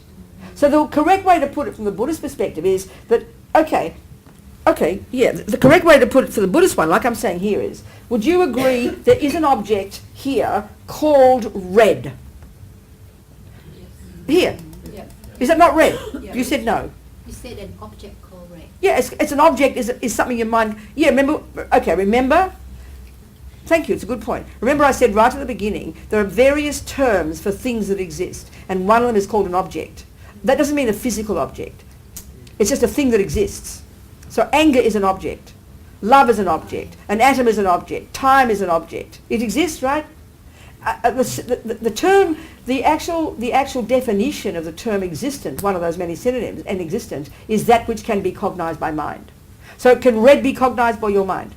Okay, so red exists. Red is an existent. Red is an object of knowledge. Red is a phenomenon. That's the Buddhist use. Everything that exists is a phenomenon. So would you agree that red exists? Where? It's not tricky. On this thermos, you agree? Red exists on this thermos, you agree? You agree? So do you agree it's not blue? So then turn that around. Do you agree that the absence of blue exists? Where does it exist? On this thermos. So you do agree there's the emptiness of blue that does exist on this thermos. You've got to get your head around it, but it's not wrong, is it? It's true, isn't it? So we would say, my cup's empty, but to correctly put it, I would say there does exist. So if there is tea here, you'd say tea exists in my cup, wouldn't you? Yeah. So tea is a phenomenon, you agree? Yeah. Now if there's no tea there, then what exists in my cup is the absence of tea, isn't it? Yes. Yeah. So the absence of tea exists in my cup, doesn't it? It sounds abstract, but it's super meaningful. The example I really like is, let's say you expect there's $5,000 in your bank, and you want to spend it. You've been saving it. You know it's there, crystal clear, utterly convinced. You go online, get your password in, and what is written in fact is a zero. But I promise you will not see zero. What will you see? Of $5,000. You get the shock of your life. Or you will notice, oh my God, where's my $5,000? Won't you? Now I won't notice that if you ask me to look in your bank, because why not? Because I don't expect it. I'll see the truth, zero. Do you understand? Or 5 or whatever. But so you can see this. Let's say Fred leaves me for the younger version. You come to visit me. You've never knew I had a husband called Fred. But all I notice in the house is the absence of Fred, isn't it? So all I'm getting our head around is we're very used to the idea of the absences of things. It just seems abstract the way to put it, but it's so necessary to put it this way. Do you with me, people? So all I notice is there's no Fred. So I'm cognizing every second the absence of Fred. Well, look at us. We're doing this all our lives. When you're lonely and you think you should have a boyfriend, all you notice is there's no boyfriend. Well, I don't notice no boyfriend. I'm happy to have no boyfriend. I'm glad there's an absence of boyfriends in my life. You understand? So we understand the concept of the absence of something, getting your head around that. So the point is this. Buddha's saying that since beginning of this time, as hilarious as that sounds, as long as we've been in samsara, we have believed, this ignorance causes us to believe in the presence of an I, an independent I, and there's levels of independence, simply speaking, an independent I that simply doesn't exist. So we have to, get insight into, realize, these are the terms they use, the emptiness of that I. That's all. That's how the word's used. Can you hear it? Mm-hmm. We've got to recognise that the I we thought was there isn't. You've got to recognise that the blue you thought was there isn't. You've got to recognise the $5,000 that you thought was there isn't. That's all. I mean, not that's all, but that's the use of the term. So the emptiness of an inherent I, inherent is the broader term they use in the Prasangika Madhyamika to cover all the meanings of independent. And so this is the thing that is so abstract to us. But never mind, that's the point. We've got to recognise, so we've got to do the searching. So one of the meditations we have to do is we first have to establish, this is the hardest part. Buddha says, sorry guys, there is no independent I. There is, in this case here, there's no I independent of your parts. There is no I independent of your parts. Let's hear the word simply. There's no part called I running the show. There's no I in there that runs the hand and has the this and does the thinking and shows this and is that, which is what we totally believe. The boss. Our language says it. So we believe it absolutely. He says there isn't one. He's simple. He says there isn't one. This is not the subtlest meaning yet, but it's good enough. So he says, don't just believe me, because we're so addicted to believing it's there. Like if you're colourblind, you always will see blue. You can't help it. Your eyes are mucked up. You can't ever see red. You can pretend it's red, but you just can't see red. Our mind can't see that there is no I there, because we've been seeing it for eons. We've been believing it and upholding it and living according to it and doing its wishes for eons, which is why there's this torment, because we're believing in a fantasy. We're all nuts, basically. So he's very simply saying there isn't that I that we think is there, but it's easy to say it. So we've got to work out what that means. We've got to work out the words, and then what we've got to do, because he's going to ask us to search for it. He says the parameters of you are pretty small. It's not very big here, quite small. And if you break it down to you've got bits and pieces of your body, and you start searching for those, well, there's a knee, I can point that out, and there's a toe, I can point that out, and there's an elbow, and there's the ligaments, and there's the veins, I can point those out. We have a word called vein, and then it relates to what exists. There's a vein. We're talking conventionally here. There's a word called little finger, there's a little finger. It's pretty easy. So you've got to go through all the parts. And you've got to keep putting out the parts, like this analysis, this kind of rigorous analysis, sort of strip away the parts.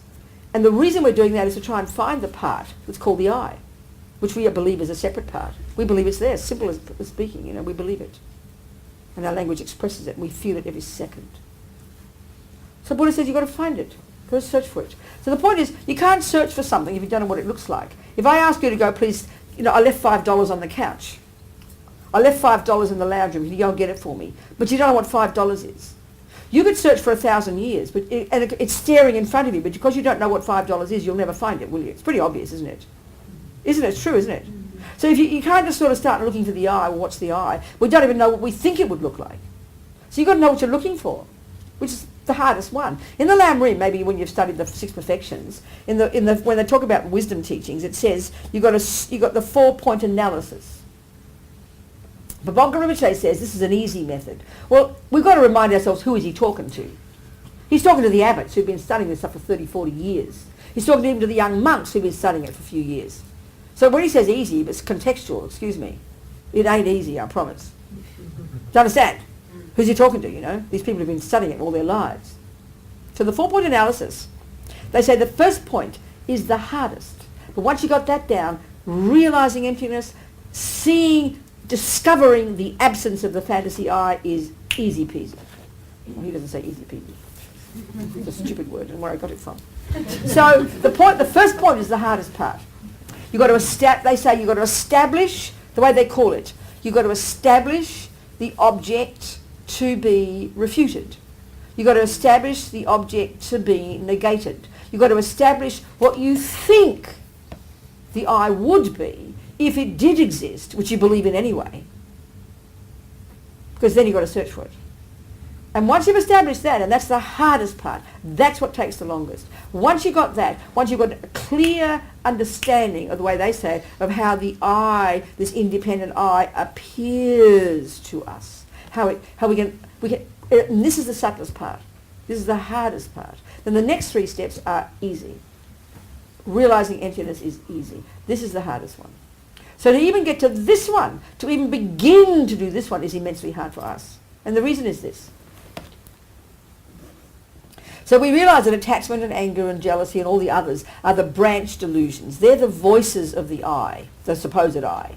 And they're the ones we live in every day. We can feel the anger. We can hear the anger. We can see the jealousy. We can at least identify those if we're brave enough. But it's really hard to identify the sense of the I that gets jealous, the sense of the I that gets angry. Do you understand? That's really hard to identify. So what happens is this. They say to do this 4-point analysis, the first thing you do is when you sit down to meditate, that what you've got to do is conjure up an experience of when you've been offended or insulted or hurt.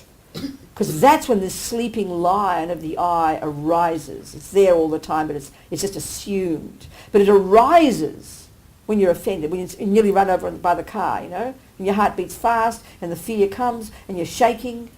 That's when the feeling of the I rises mightily. So the first thing you've got to do when you sit down to meditate is you've got to conjure up, remember an occasion when you've been offended, insulted, hurt. Bring up that feeling. And then you've got to learn to watch like a hawk out of the corner of your eye, ever so subtly, to begin to get a clear understanding of the way that this seemed a supposed I appears to you. This is an incredibly subtle point. Now, our trouble is this.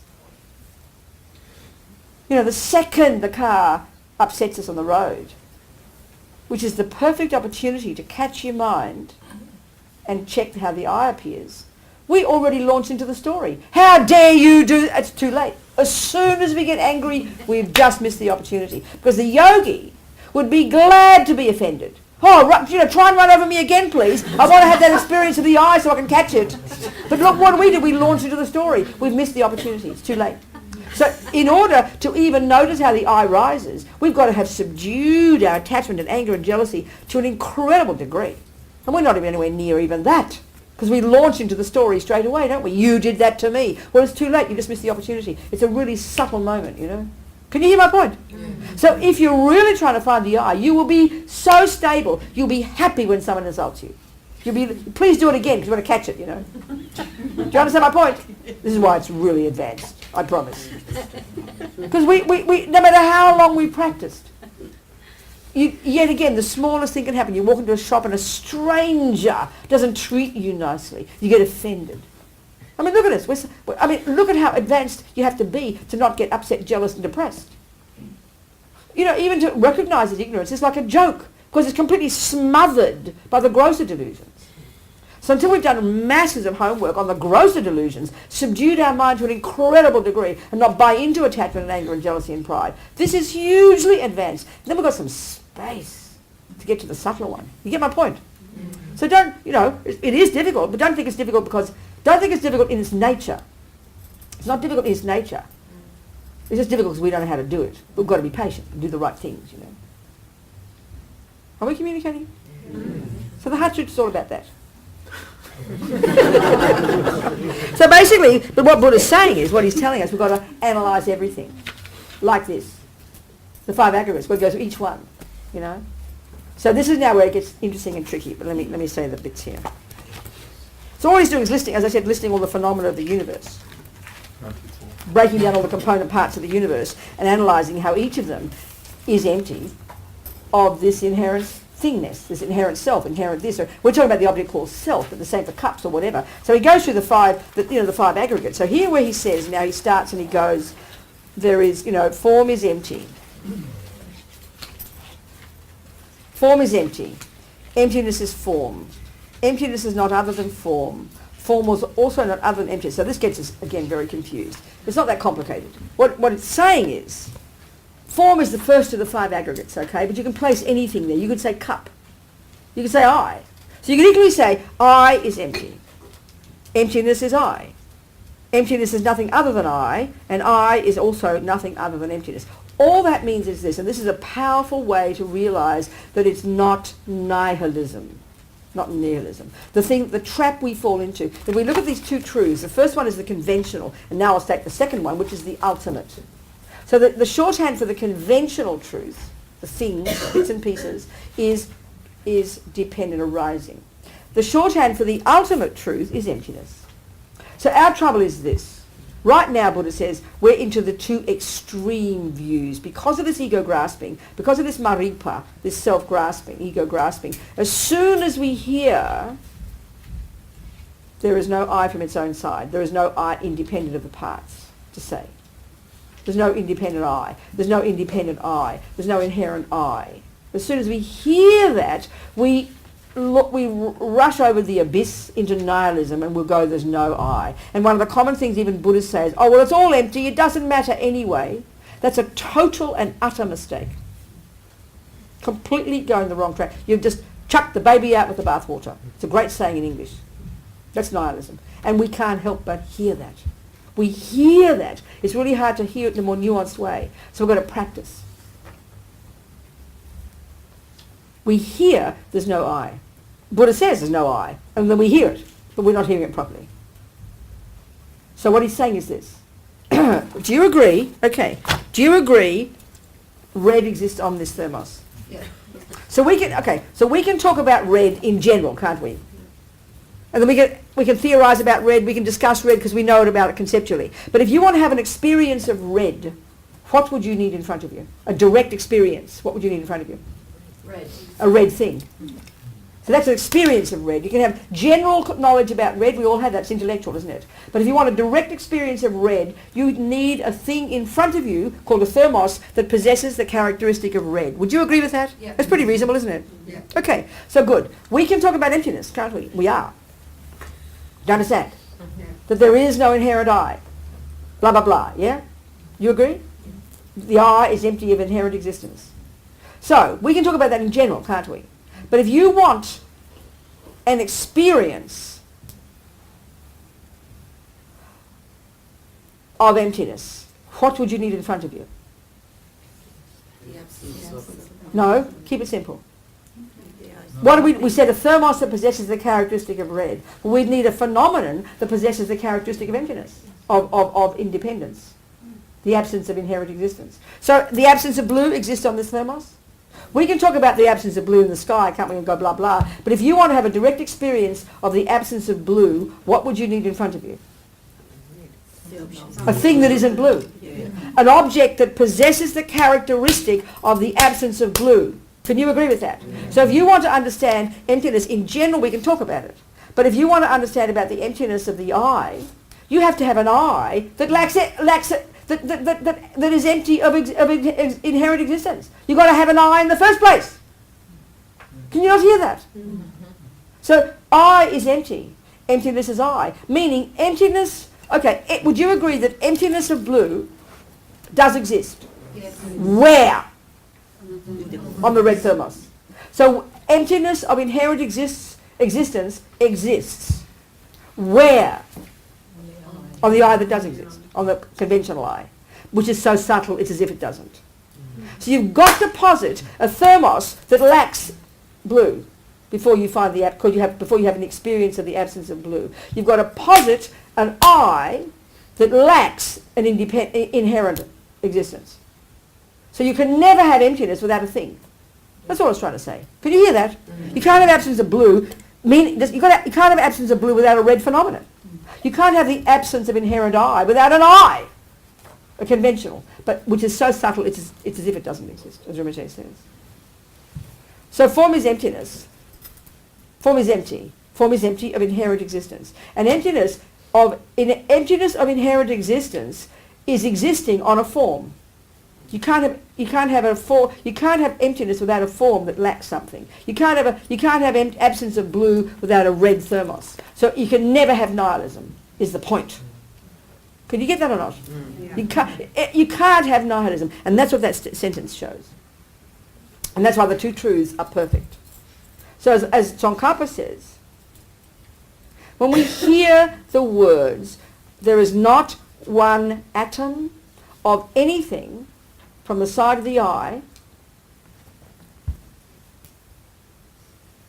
We'll keep the parts one. There's no independent eye. There's not an atom of an independent eye. There's no eye independent of the parts. There's nothing there. There's no eye independent of the parts. There is not one atom of anything among the parts that's called an eye. Or simply, there's not anything from the side of the eye that makes it the eye. As soon as we hear that, we go, there's no I. So what we've got to do consciously, whenever we hear emptiness, we've got to think, that means it's dependent arising. And every time we hear dependent arising, because what we do is this, we hear there's no I from its own side, we get nervous and chuck the baby out with the bathwater. So what we've got to do instead is go, every time you hear about emptiness, there's no I, you go, that means there is a dependent arising I. You force yourself over to dependent arising. And then every time you say, oh, phew, what a relief, there's a dependent arising I after all, you grasp at it, which is the other mistake, to over-reify it, to eternalise it, which is the other mistake. There is something after all. We sigh with relief. But every time you say that, you say, no, that means there is no I. So emptiness means dependent arising. Dependent arising means emptiness. You can't have one without the other, because you can't have emptiness without a thing that lacks something. You can't have absence of blue without a red thermos. You can't have, and that's a simple example, you can't have emptiness of inherent existence without a thing that lacks it. Emptiness of inherent existence isn't something in the sky like abstract, you know. It's a quality of something that exists. The absence of blue is a quality of a red thermos. The absence of inherent existence is a quality of something that exists. But what does exist is so subtle, it's as if it doesn't, when you get the two truths really nicely together. So you can never be nihilistic. You'll stay grounded and steady and reasonable. Because the worst mistake is, oh, there's no I anyway, because that means there's nothing matters and you go kill yourself, you know. That's the biggest mistake, the biggest and the easiest to fall into the trap of, and the commonest misunderstanding you read in the literature and stuff, you know. Are we communicating? Yeah. But it's just like anything. It's like, you know, I don't know computer language. I've never learned it. So therefore it's always mystical to me, because I've been lazy. But what do we do with emptiness? We assume it's inherently difficult. Oh, I don't understand emptiness. I've been thinking about it for 30 years. Well, learn the words, please. And slowly you get used to using the language. And it's like anything, you get used to using the language and the pennies drop, you know. Are we communicating? Yeah. Any questions? And everything's like that, all the phenomena. There's nothing in the universe, nothing that isn't like this. There's nothing. That's why know this, know that, all the categories of phenomena, you know. Any questions? Would that mean that we are projecting the I then onto... So when you say projecting, it's a good word in the West, what do you sort of mean by it? So you said like with the bottle that it's red, and we know it's red, but then you've got the absence of blue. So... What do you mean the absence of blue? I mean, what are you saying? Yeah. So... Darling, the idea is, the point is, if your eyes aren't working, you make a mistake in what you see, don't you? Yeah. You see something that doesn't exist, don't you? Yeah. That's the point. That's the point. So here, because we have ignorance, we're making a mistake and we think there's an independent I there. Yeah. That's all. Yeah, so that's what I mean by that projection. So projection means... view of reality is based around our I. That's not the point here. That's not quite the point, though. Yeah. In this particular discussion, we're discussing the object called an I. Yeah, yeah. So again, say what you think you're hearing. So that's an illusion. What is? What's an illusion, darling? The I, the sort of self-grasping attachment. So, no, darling, no. You're saying all the right words, but not in the right way, to be precise. Yeah. Ego grasping is the name of the state of mind that makes the mistake of believing in an independent I. Attachment is the function of ego grasping. So that's not the discussion here. So what's your point? See, this where if you're going to speak it, the words have got to be right. That's why it's a bit difficult. You can't say the words right, then you've got to get the words right, and then it'll express it, then it'll trigger the meaning for you. Do you understand? Yeah. Because, if our world has been, like, situated around this I. Right. Exactly. Yeah. The belief in an I is, the Buddha says, is the cause of all the dramas and all the suffering and all everything. All everything. Yeah. So then? Yeah. So that's why I'm just wondering, so we're seeing it in a sense of this I. Seeing what? Seeing what, darling? Reality around the I, which is... No, it's not the discussion here. So that's not... It's not the discussion here. We're being very precise in simply discussing... I guess I'm thinking about what you're saying. Of course you are. I know that. I can see that, darling. Yeah. And you're moving in the right direction. Yeah. So you just keep studying it and keep looking at it and keep getting clear the words. It's so important. Because if you know yourself, if you can't get clear words, how can you think about it? Do you agree with that? Yeah. Do you agree with that statement? Oh, yeah. Like, I understand it. I'm trying to explain it to you. No, you can't. You don't understand it. Because if you did, you'd say it. I'm not being rude to you now. One of our problems is, I think, when it comes to this kind of stuff, because we feel connected to it, and we like it, it makes sense. Yeah. But if you can't speak it, you can't say you know it, because you can't. You can't. If I said, so, okay, answer my question now. What's 1 + 1? What's that? So that you know, you just proved you know it. But if you said, well, I just can't think of the answer right now, but I sort of know it. The fact is you don't know it. So we've got to be very down to earth and grounded and simple when it comes to explaining words, you know. Yeah. Words have great meaning. We might have a feeling for it, and we all do. That's not enough. Having a feeling for 1 + 1 is 2 is not, you don't help anybody with that. Yeah. You'll never realise it. You've got to get the words right. Yeah. So keep moving, yes. Keep doing it. Keep trying to get the words right. But you're moving in the right direction. It's okay. Yeah. Do you understand my point? I think so. Good, darling. What do you mean you think so? You didn't understand what I said? Yeah. What did I just say? What was the point I made? The last point, what did I make? I'm going in the right direction, but I'm not. But what was the point I made that I said, do you understand? What was the point? What's the piece of advice I'm giving you? If I can't explain it. Yes, so what's the piece of advice I'm giving you? To keep going. Doing what? Looking in the right direction. What, darling? Looking in the right direction. No, learning the words. If we were discussing recipes for cakes here, keep it simple. And you're trying to work out how to make the chocolate cake. Yeah. But you can't remember what chocolate is, and you don't know what a spoon is, and you vaguely know. So what you've got to do is keep going back to the basics and learn the definitions and learn the words until you're able to actually repeat the recipe with the words. Would you agree with that? Yeah. It's as simple as that, but we get a bit mystical when it comes to this stuff. So keep it simple. Keep it humble. Learn the words. And then you can string sentences together in your head that will have meaning. Do you understand, darling? Yeah. Good. Now you understand. Good. The answer is yes. Keep it simple, please. Yes, you understand. So keep moving and keep learning. Do you study Buddhism? Sorry? Do you study this stuff? Just recently, probably like the past year. Good, darling. We'll keep moving. Studying. What else, people? I'd like to do one more exercise, which we did last week, I think. Oh, there's a question there? Okay, go. Could I just ask you, I listened to this, and I think on an extremely basic level, I get what you're trying to say, but then I found it really interesting what you're saying about observing the I. Yes.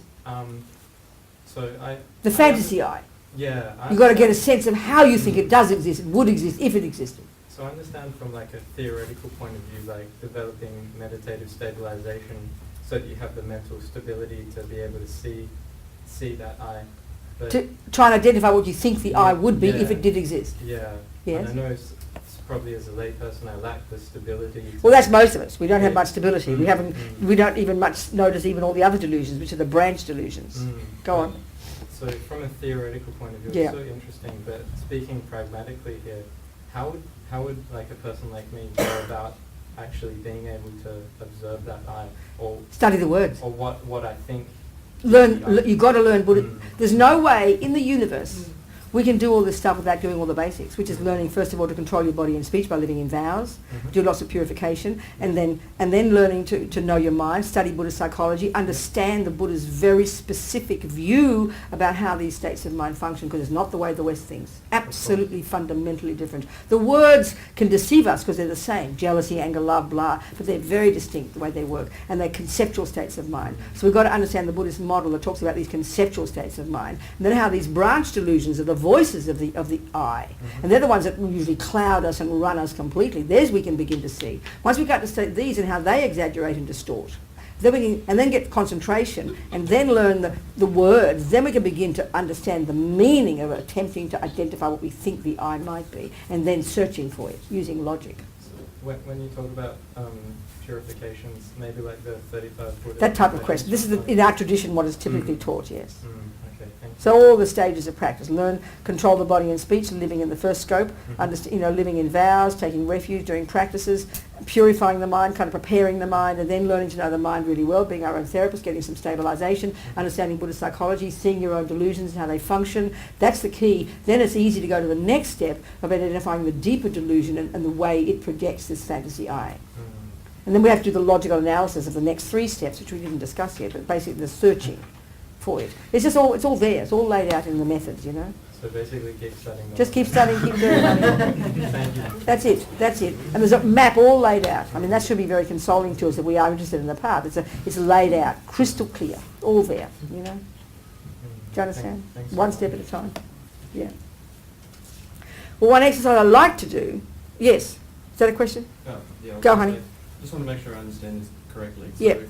our I is empty of absolute essence, but we have an I that exists in dependence upon body and mind? Yeah, that'll do. A relative... So on the one hand, the two truths, on the one hand, we can say, what's your name? Chris. So we can say that Chris is the name of this person. You're a person. You exist. You're an Australian. You're a bloke. Your name is Chris. You function. Blah blah. Without analysis, we can all say that's true. This room is full of 74 people. That's a tunka. This is this. That's easy peasy. Without going into any analysis. So we start to do the analysis. We can go conventionally. We can establish there is a person called Chris, and we can do definition. And then we can say that person called Chris conventionally exists in dependence upon causes, one of the analysis, the first one. Then we have to look at the deeper analysis, and then we can see that Chris does exist in dependence upon his parts. And then the subtlest one, which we haven't talked about yet, never mind that, we'll do it in a minute. But basically, then you start to analyse the second one, which we've discussed, that what ignorance thinks, ignorance in the mind causes us to think that when we say, I am Chris, or Chris has a nose, because we think there's a Chris that owns a nose, that they're separate. We say it, I have a nose. It's comfortable. But what we're meaning is, here's Chris and there's the nose. But then you've got to start seeing how that's an absurdity, because you've got to point it, if it is true, you've got to point it out, like the box and a clock. So yes, there is a Chris conventionally, but the ignorance causes us to believe there's an inherent, pointable, findable, separate Chris. So that's the absence of that Chris is what we have to locate. Do you understand? You're right? You okay? Yes? So does that mean that Chris doesn't have that nose? That he's Sorry, what don't? does that mean that if that Chris didn't have that nose... But Chris does have a nose, so what? Conventionally, this Chris there has a nose, no problem. But there is no Chris that's separate from the nose, is the point. That's the point. Okay, yeah. That's the point. Yeah. That's the point, is the point. Yeah. So let's do an analysis. I like this example. This is proving how we don't need one. It's very hilarious. Because we're always convinced there is one. So there's one approach to try and search for it, but there's another angle on it. There's an exercise I've made up, another analysis on it, another take on it to prove how you don't need one.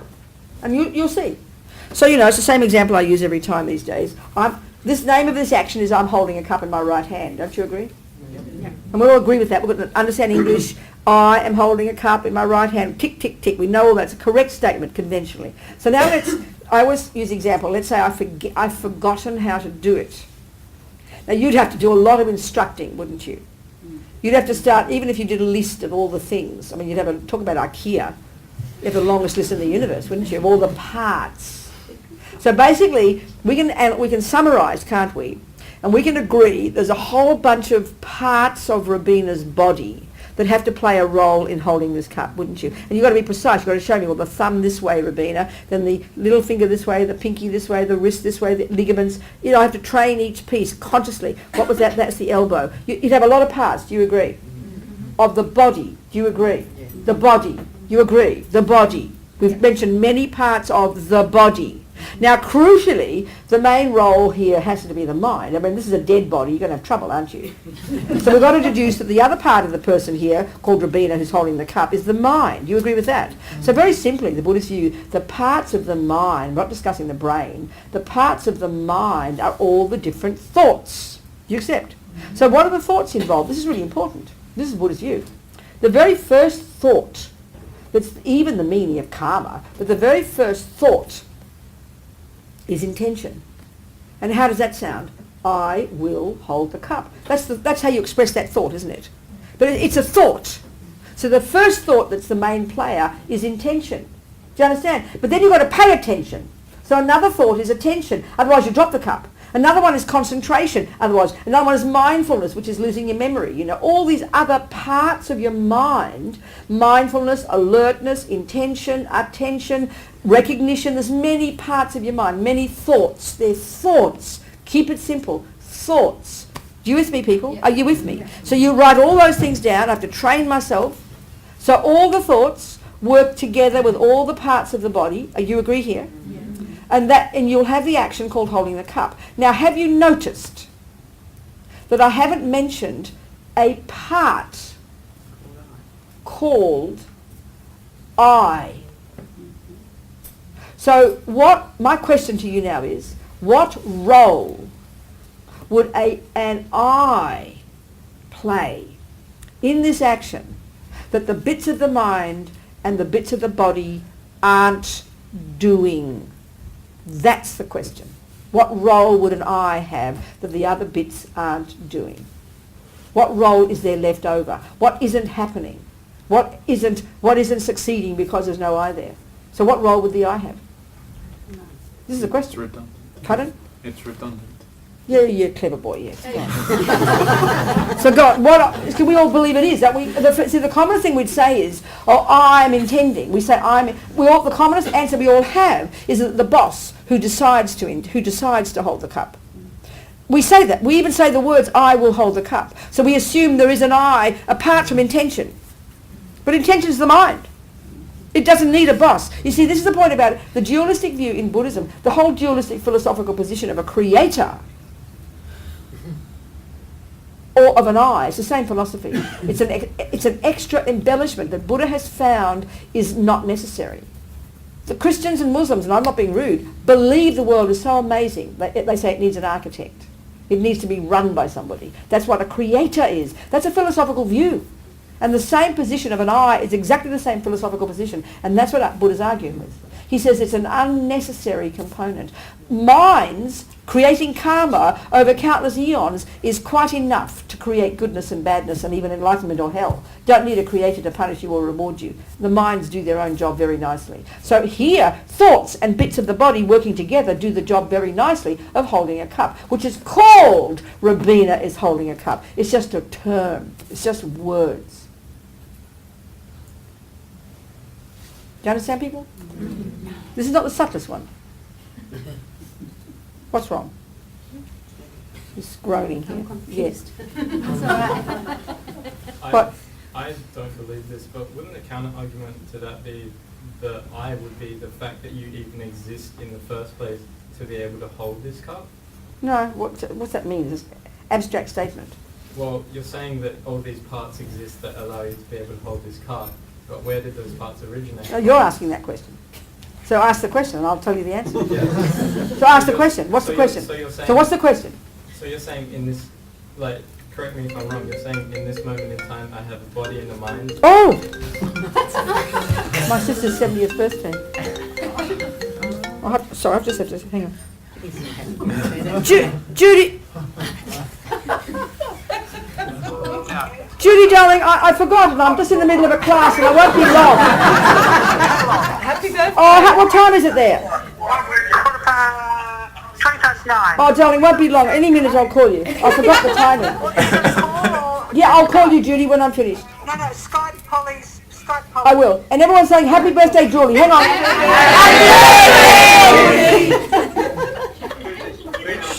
Okay? Yeah, okay, we've got that. Thank you. I'll talk to you later. I forgot. I'm supposed to FaceTime her. Excuse me. Okay. So, okay. No, the question. So what you got to be careful. You a lot of words there. Please ask your question. Just ask the question. So what you're saying is right. No. You just have to ask your question. Okay. Don't get too clever. Just ask your question, So please. you're saying I'm holding this. So you're saying you hold this cup, but where do you come from? Like, what's the source of you, or what's the origin of you? What do you want the origin of you for? What a funny question. You want a first moment of you? But that's why. No, wait a minute. No, it's not. You're just saying all those words. Why do you want an origin of you? What do you mean by origin? You want a first moment of me? Yes. You want a first moment? Definitely. What a funny idea, Buddha says. What do you want a first moment for? How silly. Why do you want a first moment? How can you have a first moment? Things are cause and effect. I think it's. Stop. Shush. Things are listen, answer my point. Things are cause and effect. Sure. So what's cause and effect? What does cause and effect means? An effect is this moment of something, isn't it? An effect is now, and it came from a previous cause. Do you agree? Well, point out something that... Shush! You've got to go one step at a time, darling. You've got to follow the logic. Okay. It'll answer your question. Okay. So each thing that exists, would you argue that everything in this millisecond is an effect of a previous cause? Absolutely. In a very linear sense. So would you please point out an effect that didn't have a previous cause? Point one out. I'm asking you to do that, because you have to do that to prove your point, because you don't need an origin. But then it's just an infinite regression. No, that's precisely, exactly, how clever of you. That's exactly right. Buddha says time and matter and eyes are beginningless. Precisely, dear. That's exactly But the point. that's just like to a human being who's completely deluded. You're deluded That's because just but you don't need to be deluded. You So can. that sounds like gobbledygook. No, of course it is, because you are deluded, precisely. Like, how Buddha, could- Buddha's got methods to help you get undiluted. So if you're following Buddha's methods, you'll see it. Right now, I haven't got a clue about relativity. I'm as thick as a post. But Mr. Einstein's done the work, and I'm prepared to study his stuff to get to see it. So the Buddha would say cause and effect would posit that it's an impossibility to have a first moment.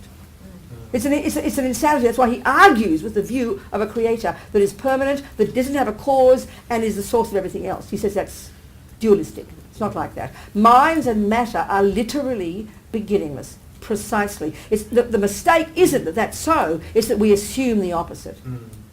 The Buddha would suggest put it that way. We just assume there has to be a first moment.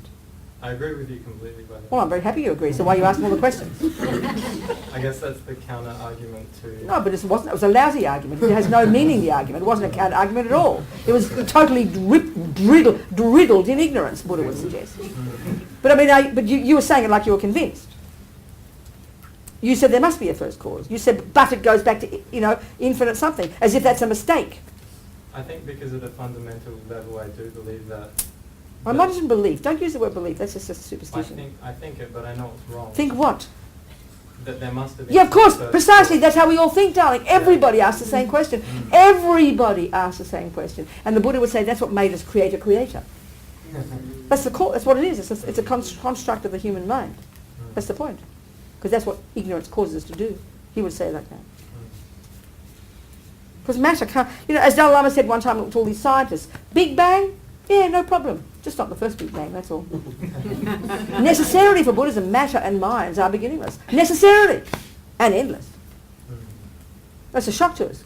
The biggest shock in the whole world, because everybody in the universe assumes there has to be a first moment. It is fascinating. Everybody. It's very fascinating. But if cause and effect, you can't have it. Right there. If everything is cause and effect, you cannot have an effect that doesn't have a previous cause. You can't. It's just that we can't hold the concept of beginningless. It seems too weird to us. We want to fit it in space and time, It's very fascinating, isn't it? What else? We haven't gone to the subtlest one. Let's go to the subtlest one, okay? So the third level of dependent arising is that there is not one atom of anything in anything that makes it what it is, that hasn't come from the mind. That everything comes from the mind. Everything is merely labelled. There's not a single atom of anything in a Buddha, for example, that causes it to be a Buddha from its own side. And this is the part that we don't get, the from its own side, in and of itself, inherently, independently. So one of the arguments there would be, we all know very well that's a cup.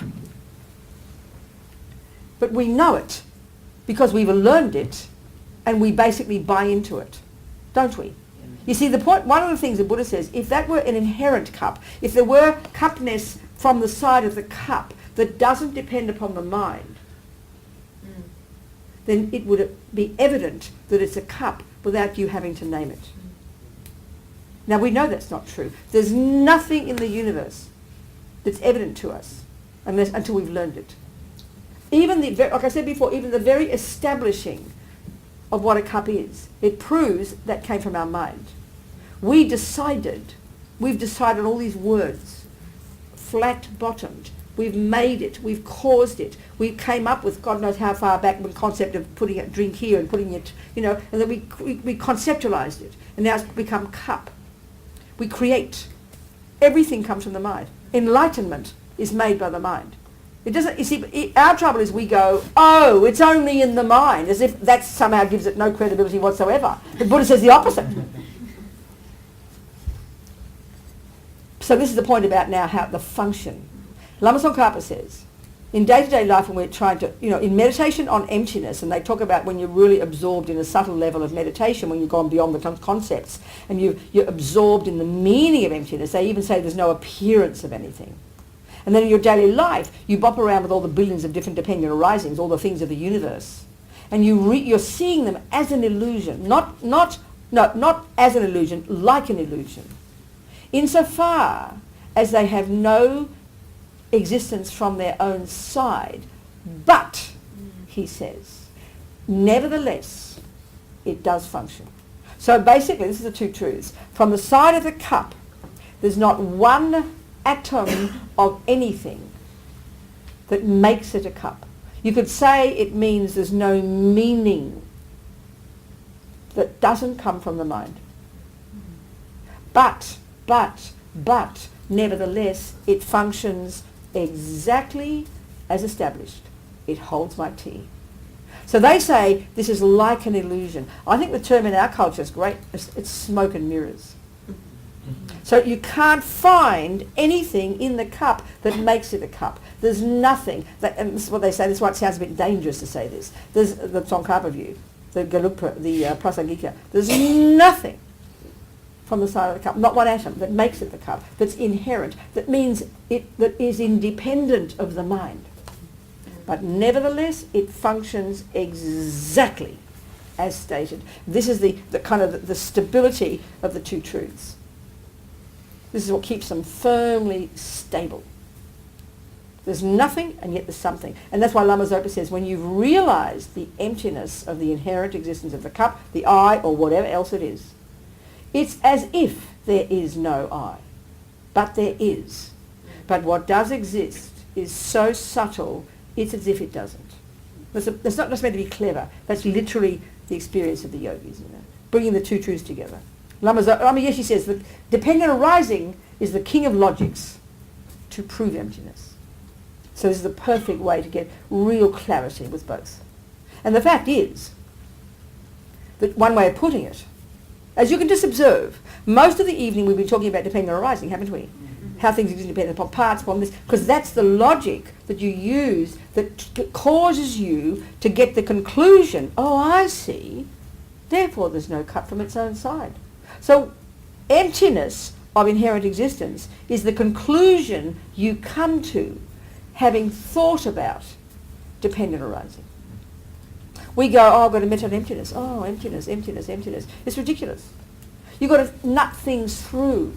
And that nutting things through and breaking things down, clear and logic, is what leads to the conclusion. Oh, I see. Therefore, there's no I from its own side. Oh, I get it. Emptiness is the conclusion. You've got to use dependent arising is the stuff you think about. Can you hear my point? Yeah.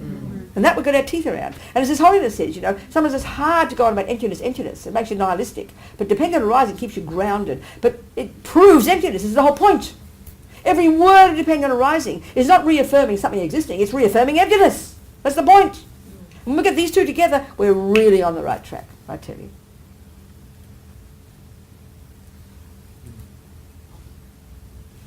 So this is referring to everything. Actions, negative actions, killing, hell realms, enlightenment, whatever exists. Because our tendency is, when it's a bad thing, oh, it's sort of empty, but a good thing, how can a good thing being empty seems to annihilate it? Because we have a strong feeling of nihilism, you see, it's very strong in us. It's very interesting. So, but basically anything, an action, you know, anything. So for me, prison's a good example because all my friends in prison, you know. So, if I say to you, I'm going to prison, well, first of all, you've got to get the meaning whether I'm visiting a friend or I'm going to be sent to prison, you know. And depending on the, you know, your response, but both of them go, oh my God, I'm so sorry, you know, isn't it? Because why? Think about it. Why? It's not evident what it means until you've learned English language. It's proven everything is emptiness. Because if you say it in French and I don't speak French, I've got a clue what you're talking about. It's just gobbledygook. It's nonsense. So it's proving emptiness. So, I am going to prison. Well, you know what I means. You know what am going means. To, and then prison. So what's prison? Well, you know, I think a good definition of prison is an ugly house where you're sent when you're naughty. That sounds a pretty good definition to me. It usually is like that. And you can't escape. You're treated like a, you know, ugly person, all these things. So clearly, conventionally speaking, it functions exactly in that way. You can't say it doesn't. Like the cup does hold my tea. So it is a correct definition. It functions like that. Except if you're in Norway, maybe, then it's like a, you know, paradise. Because they're lovely places to rehabilitate you, you know. But not in America, and less so here.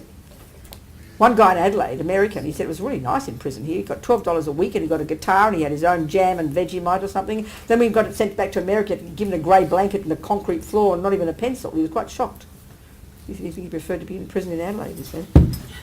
Anyway, so I'm going to prison. Okay, let's analyse. What's this mean? You see, as soon as we hear it, we instantly recognise that because we remember the definition. We know what it means. Meaning is the point. We give meaning to everything. So where does meaning come from? It's our mind. It's so clear. Meaning isn't in those bricks. If you've never heard of a prison, and you hear there's, you know, a few spare rooms for free rent in a prison, oh, that's great, I'll go. Sounds cheap, you know. But when you know what it is, and who gives it that meaning? If you'd lost your memory, you wouldn't know you're in a prison. You know you're in a cold room and people are mean to you, but you don't have the concept called prison. It proves emptiness. There's no prison that isn't conveyed, isn't labelled by the mind. And this is why my friends, some of my friends I know for 20 years, are still miserable, depressed, which is normal. Because why? I'm in prison. I can't escape. I shouldn't be here. Thoughts, all the concepts, still depressed, still miserable, still want to kill themselves. Another person I know in prison, many of them, they've changed their mind. It's so obvious. Because the point is about this. If something were inherently bad, if it were bad in its bones, if it were bad in itself, if it were bad regardless of who called it bad, if it were bad in and of itself, not changing your mind about it won't help. This is proving it. So they've changed their mind. So they're happy. They're happy because they've changed their mind. There's proof, right there, proof. Prison is not existing inherently as a bad place. It's proof. We all know in our lousy situations, you can change your mind about it. If you can't change the situation, Buddha says, well, you know, then what are you going to do? You better change your mind about it. This is the most radical practice. This is the transforming problems into happiness practice we get in the Mahayana path, isn't it? It sounds so easy, but it's profound, and it's the application of emptiness right there. Because if a problem were inherently bad, you could never, ever, ever experience it in any other way. And this is what's so scary, because that's what we believe. So then you hear stories like these great bodhisattvas. I always remember Kirti Senchab Rinpoche. Did he ever come here? Maybe he did, years ago. He said, he was referring to some level of bodhisattva. And he said, for that bodhisattva, the action of cutting off his hand and feeding it to a starving animal is as inconsequential as a leaf falling off a tree. Now, in normal world, that's insane, right? The man's mentally ill, isn't he? Or he's got no nervous system, or something's wrong, isn't it? But the point of that, you'd have to deduce, not only does he have bodhicitta to whatever degree, but he's clearly realised emptiness. But the real one is the compassion.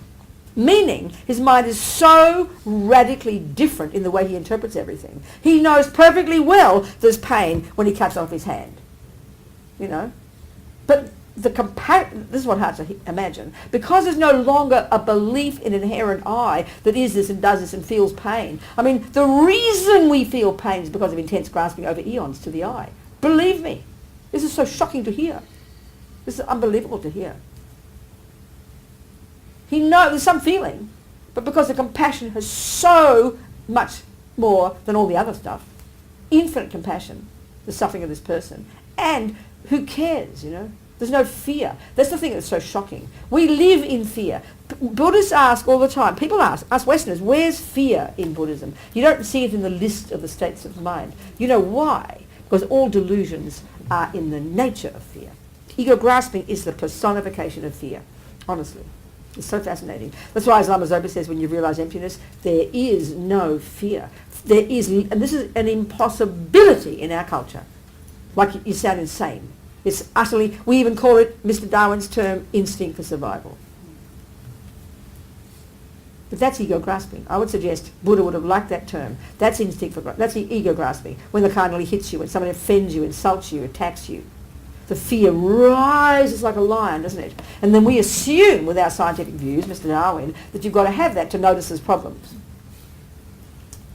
That's why Lama Zopa's story, very nice story, when he was 8 years old. He'd been recognised as a reincarnated Lama. He was a little boy. He used to, you know, as soon as his mummy would turn her back, they found him crawling up the mountain to where this cave was. And then every time, you know, he'd walk even. As soon as mummy turned her back, he'd be walking up the mountain to this cave. And they'd say, come home. He'd say, no, that is my home. So they got the Lamas to check. And it turned out he was the reincarnation, they said, of the Laudo Lama. This is my advertisement now for going on the Laudo trek next April. To raise money for Rinpoche's cave up there, because he's, from his past life. So we're leading a trek, 15 days, April, and $500 of our money goes to that. So the cards are out there, I think. So please come with me. I've never walked up a mountain, so I'm getting fit, you see. I'm getting scared about it. Never mind. So up there in the mountains, up in Solakumbu, then his sister said every time he played games, he always played the role of a lama. And he'd have met mud pie dorjies and mud pie bells, and he'd announced that all his benefactors were coming to the puja. And he announced all the list of his life benefactors. So they figured something must be going on here. So they checked up on him, and they said he was the reincarnation of the Laudo Lama. So anyway, he was up in the mountains with his manager. They're very professional, these people, in this monastery. And he's 8. He told this story. And he said across this big river, all these strange looking people. This would have been about 1952. And he'd never met white people. They were white people, Anglos, you know. He said they were pale skin, pale eyes, and straw-coloured hair. He'd never met people like this. So he really wanted to meet them. So he had to get across this rickety bridge, and he bought his bowl of potatoes, because, you know, Sherpas give potatoes for gifts. But he fell in with his potatoes. So this is how he told the story. He said, the head came to the surface of the water. And he saw his manager running on the bank. This is already very interesting. I'll tell you later the point. So the head coming up for air, right? Because they didn't teach him swimming up there. So what you would have seen was a little boy coming up and gasping for air. So what we'd assume in the West, isn't it, that he would have had instinct for survival that caused him to go up for air and to panic and to, do the drama. But he said, the thought occurred to me, the person known as the Laudo Lama is about to die. He said, I didn't know anything about emptiness. And he meant in that life he'd never heard it. But there was no fear. So that means, if we can deduce that he was the reincarnation of the Laudo Lama, who was a great tantric yogi who died with complete control, chose his rebirth, blah, blah, blah, he would have retained that realization of emptiness, which means no clinging to I, which means fearlessness, which means no delusions and so on, you know. So he would have been in that water. He couldn't swim. He clearly had to go up to the top for air. But this is the part that's shocking to us. That's reasonable. But we assume because if he didn't have instinct for survival, he would have sunk to the bottom of the river like a stone and gone, oh, well, I'm drowning. What the hell? No. But the point is, he would have looked like a little boy coming to the top for the air, panicking, but he would have been crystal clear. He would have been observing what was going on, just like he would have been walking on the road, because there would have been no fear. And he said, there was no fear. This is hard for us to imagine. There's no view like this in our modern science or psychology. Just at my point. And that's because he would have had the realization of emptiness. It's beyond fear. That for me is the most marvellous thing to hear. And that's why all our delusions are riddled in neurosis and fear. Look at us. We're at low-level panic attacks most of the time. Are we not? I mean, are we not? The smallest thing goes wrong. The bit of jealousy, the anger, the upset. We're always stressing. Never. It's natural. It's completely natural because we've got samsaric minds. All Buddhism is these methods to help us get past it. I mean, I'm very grateful. Very nice methods. Thanks, mate. I like Buddha. You know. Do you understand? I mean, if someone else has them, I'm happy. Go for him. Buddha doesn't own this stuff. He's not a creator. He doesn't own this. He's observed it. This is the point about emptiness. How they often talk about it in a very wonderful way. They talk about thusness. It's how everything is. So it's like that thermos is always red, isn't it? It's always been red, but you're as thick as the post. You can't see it. But it's staring in your face red, but you're as blind as a bat because your eyes are wrong. Everything's like that. In other words, you don't need to go and cross your eyes and close your legs. Cross your legs and close your eyes to realise emptiness. It's not something secret. You've got to look at the pee-pee and caca and the monsters and the maniacs and the terrorists in the world and red thermoses and you'll realise emptiness because emptiness is right there in your face. Emptiness is the nature of this thermos, of everything that exists. Thusness. So keep our eyes open. Check the dependent arisings. And as Lama Zopa says, stop believing in everything. That's the key practice in the day-to-day life. The meditators in meditation, and then in daily life, you see everything like an illusion. You don't believe in it. This is hard. This is very cosmic. When you get to understand that by the words, you understand the meaning. You catch yourself 1,000 times a day, not buying into the story, you know, sucking up into it. So powerful. Seeing everything as an illusion, like an illusion. But not spacey, not tripping out, you know, not like that. On the earth, grounded. Are we communicating? Yes. Okay, maybe that'll do, I think. 9 o'clock. Oh, no, 9. Yeah, 9. No more questions? Is there nothing? We've got, another day. I forgot. We've got Thursday. Oh, okay. Okay. We'll have more. I'm sure we'll talk about more. Sure, we find more to talk about. Okay, so here we think we just start on the Heart Sutra, but we just introduce it. We'll go more into that perhaps, some of the things, you know, the categories of phenomena and stuff. We'll look at that perhaps. So we think if there's anything useful we've heard that we can use as tools to think about, analyse, see the meaning of, so we can lessen our fears and dramas and pain and suffering, so we can become this marvellous person, so we can help others. How incredible. Kewadinyu dudar lama sangye drugyune trowachikyang malupa deisala kepasho Jangchod Sanchog Rinpoche Ma Kyepanam Kegyuchi Kyepanyam Pa Mepayang Gong Ne Gong Du Bevasho.